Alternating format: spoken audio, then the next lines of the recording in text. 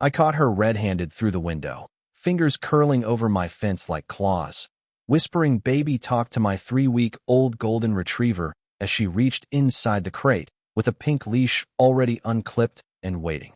For a split second, I honestly thought I was hallucinating from sleep deprivation. New puppies'll do that to a man.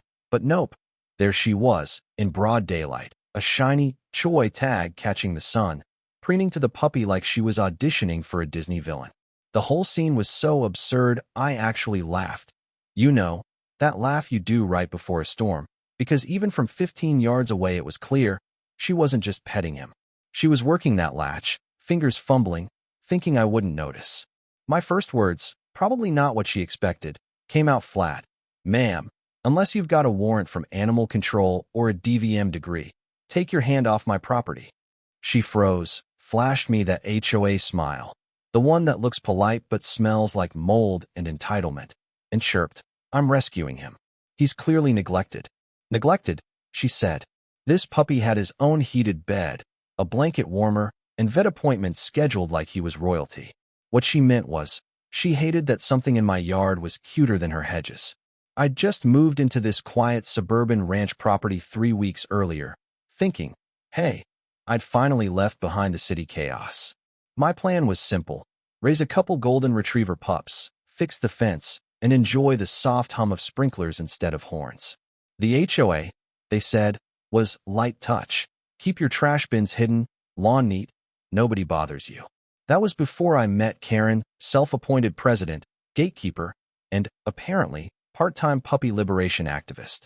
First day, she inspected my welcome sign and decided the word ranch sounded too rural. I laughed it off, not realizing she was already building a case. Every bark, every misplaced hose reel, entered into her little war file.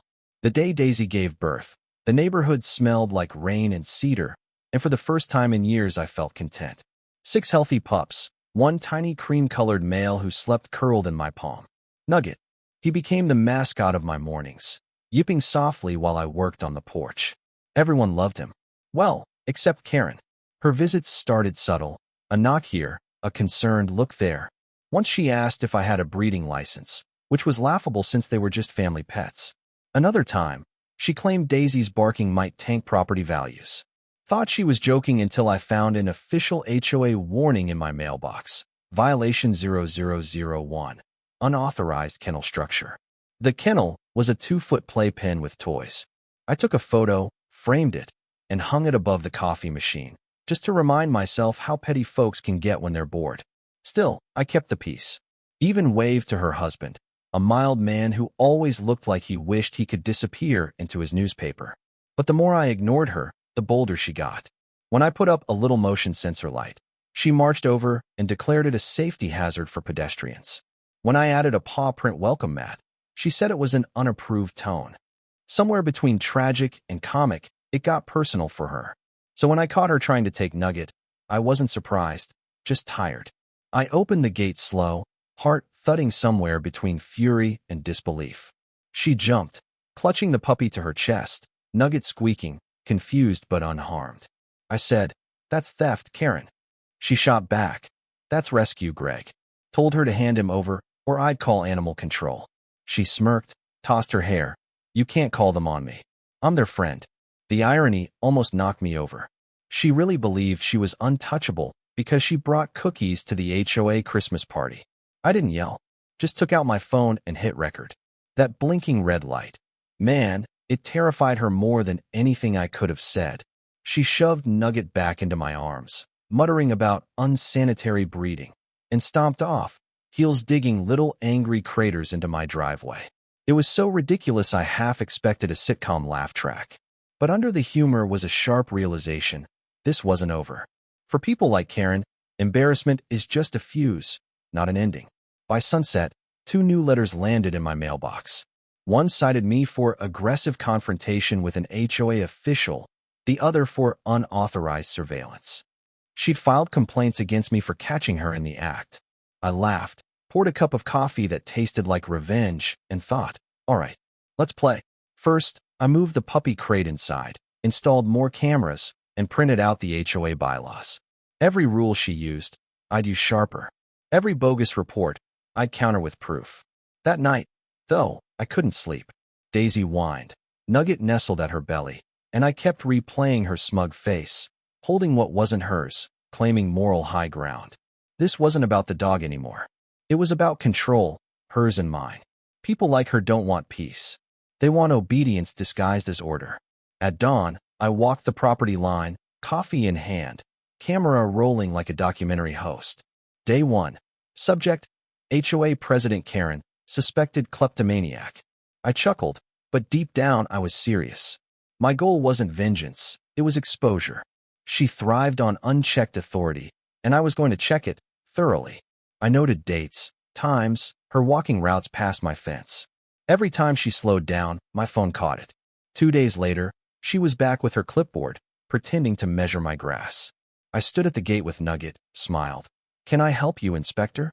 She froze, that same little twitch when her power slipped. "Routine evaluation," she stammered. "Routine recording," I replied, tapping my camera. She left without another word. By the end of the week, the grapevine was buzzing. Kids whispered Karen tried to steal a baby dog. Her husband stopped waving. The HOA's email group exploded with debates about pet regulation reform. I kept quiet. The thing about rumors, you don't need to correct them if they're working in your favor. I wanted people watching. The more eyes on her, the less power she had. But people like Karen don't stop at humiliation, they regroup. Within days, a bright yellow envelope arrived. Notice of violation, unauthorized kennel, excessive animal noise, obstruction of community uniformity. I had to sit down. Obstruction of community uniformity? Did that mean my puppy's tail wagged too joyfully? I set the letter down, turned on the porch camera, and muttered, "Let the games begin." Karen came back, this time with Susan, the HOA vice president, a timid woman who always seemed half apologetic for existing. Karen read a list. Improper fence color, unsanctioned animal structure, unsightly lawn patches, and non-compliance with acoustic regulations. I had to ask, acoustic regulations? You mean barking? She glared. Your dog barks between 8:14 and 8:19 every morning. That's disruptive. I just stared. Was she timing my dog's barks? Susan sighed. Technically, barking can be cited if it exceeds decibel limits. I grinned. You got a decibel meter? Karen's smile cracked for a split second. Of course, she didn't. They handed me the warning and strutted off. I fought the urge to laugh. It was performance art at this point. That night, I dove into the HOA manual and found a contradiction. No clause defined a noise limit for animals under 3 months. Section 12.3 specifically exempted enclosures for newborns. Every single citation, invalid. I printed it out, highlighted it, and taped it to my gate for her morning walk. Even left a note. Thanks for the free comedy material. Next morning, she found it, lips tight as a safe. You think you're clever? She hissed. Nope, I read, I said. She spun around and left. That evening, another letter, this time accusing me of publicly displaying defiant materials. She tried to find me for quoting their own handbook. I framed that one too. Now it wasn't just comedy, it was war. She started recruiting loyalists, most of them folks who owed her favors or feared her gossip. And suddenly a few clipboard warriors started inspecting everyone's fences. But the more she overreached, the more ridiculous she looked. Carl, a neighbor with sunburned feet and a permanent lawnmower tan, showed up with a beer. Man, she says you're breeding dogs illegally, he whispered. I laughed, showed him the pups curled in their bed, clean and tagged. He shook his head. Half the block thinks she's lost it. She measured my mailbox yesterday. We both laughed, and that's when it hit me. Her authority was cracking. The more she overreached, the more she exposed herself. A few days later, I caught her sneaking another envelope into my mailbox. Only the Postal Service can do that. I stepped outside just as she turned. You know that's illegal, right? I called. She froze, pretended not to hear. I took a photo. You'll regret this, she shouted, storming off. I opened the envelope. Formal request for a compliance hearing, accusing me of housing unregistered wildlife. She called golden retriever puppies wildlife. At this point, I wasn't even mad. She was spiraling. That evening, I started Operation Barking Justice. Screenshots, photos, every bogus complaint went into a folder. Then, I distributed copies of Section 12.3 to neighbors with a note. In case you get a notice, check this first. By sunset, the chat group was on fire. People posted memes of golden retrievers in wigs and parody citations. One wrote, "My cat meowed. Do I report myself?" Another, "Does grass height violate Section 12.32? The whole community was turning her crusade into a sitcom. Karen tried to rally the board, but at the emergency meeting, neighbors wore free nugget t-shirts and brought cupcakes. Susan told me later, when Karen tried to play victim, someone shouted, "By stealing it," and the room erupted in laughter. The board postponed her hearing pending evidence review. She left red-faced and fuming. That night, for the first time, I felt the neighborhood tilt in my favor. Still, people like Karen never quit. They reload. A few nights later, my motion camera pinged at 2:47 a.m. I figured raccoon, but the grainy feed showed a figure creeping along the fence, flashlight in hand, tote bag slung over her shoulder. Karen, in her pink robe and fuzzy slippers, crouching like a burglar in a soap opera. I hit record, walked out. She jumped, screamed, dropped the tote. Out tumbled a leash, a squeaky toy, and organic dog treats. "Out for a midnight stroll?" I asked. He was crying. I came to comfort him. She stammered, glancing at the sleeping puppies, who were dead silent. From 3 houses away, she knew it was over. I told her to go home, or I'd call the sheriff. She tripped over her slippers and vanished into the dark. Next morning, I took the footage to Officer Daniels. The sheriff, big guy, never seen him without a coffee mug. He shook his head. "She actually brought a tote bag. For a dramatic extraction," I deadpanned. "Technically, that's trespassing and attempted theft. I can file it as a warning." Good enough for me. When animal control showed up next day, the whole block peeked through blinds.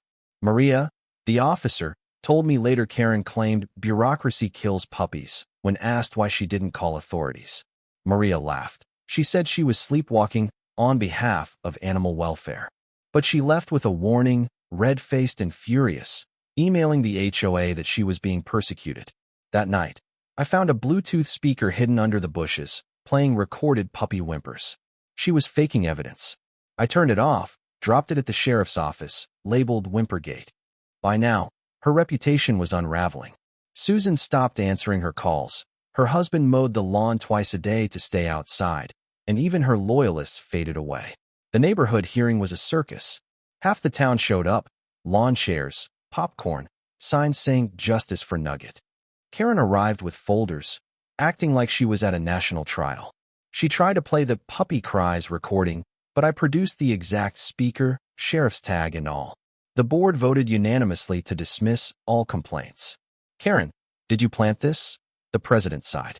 Her stuttering was drowned by laughter. For the first time, it was over. Neighbors called it Karen-free zone. I could breathe again. Daisy wagged. Nugget dozed in my lap. I realized the best weapon was humor. Nobody can take a tyrant seriously when the whole community's laughing. But I stayed ready, because I knew people like Karen don't vanish. They just find a new way to chase control. Sure enough, she lingered. Anonymous posts on the HOA group, blurry photos of my yard, bait left at the gate. Officer Daniels chuckled. "If she's back, she'll slip." And when she did, it was epic. Caught trespassing, this time cuffed and led away while the neighborhood watched from porches. The HOA board sent a formal thank you. The sheriff texted, "Gate justice served." And even Carl brought over a cupcake. You know, sometimes the best revenge isn't getting even. It's just living your life in peace behind a gate that stays closed, because you've finally got nothing left to fear. And that's how one puppy, one stubborn lock, and a whole lot of patience turned chaos into calm, and a neighborhood back into a home. So let me ask you, if you'd been in my shoes, would you have handled it the same way? Or would you have lost your cool the first time she called your puppy wildlife? Drop your thoughts below, and if you've ever faced a neighborhood Karen, share your story. Let's hear how you handled your own HOA drama. And hey, don't forget to like, subscribe, and lock that gate on your way out. Peace isn't just earned, it's guarded.